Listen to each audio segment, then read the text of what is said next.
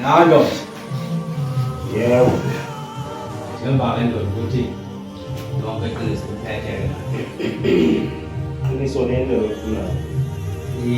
Bonke labantu laba engibafunayo. Imali inkulu. Mina kahle kahle ngibatshela imali engayazi yazi la. So ndoda bonke labantu laba uyalazi. Ngoba Hawu ukuthi bo akabanga lapho sebenza. Angazange ngamuntu mina. Balilake nje. Ngili nawe uza kahle.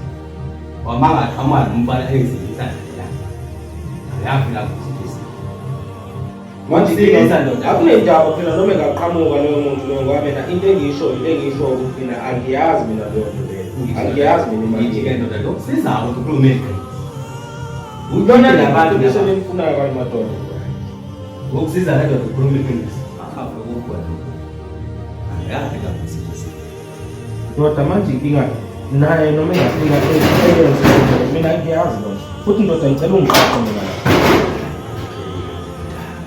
Ndoda ngiqaqe mina la ngiyazi mina ngimbalile. Yebo. Hayi, themba ukuthi bafisa ukuvumile nalo muntu wakho wena ngiziwe uzokhuluma imali. Awukhulume nawe lesi sikhathi naseyingedlini. Ade ngikuncane. Ya ndoda, Nomzana. imali yethu niyibuyisa nini? Ukuphi imali yethu? Imali yena evela apha le. Usho indoda namanje sazisa ukuthi isenze yini? Kodwa sile uzodlala nawe nje. Kuza ukuthi ukuphi imali yethu? Ngithe angiyazi imali yena.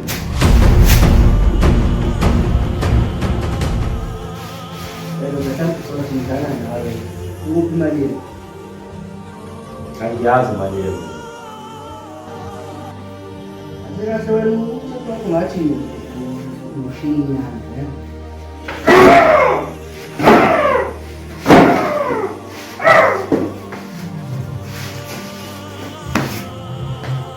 Zonia le phetho engiyifunayo noma ngeke.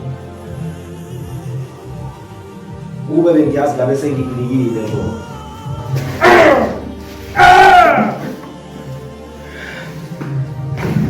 Lo binale thuwe linika lona ke. Ukuphi imali yethu? Angiyazi. Yabona cha.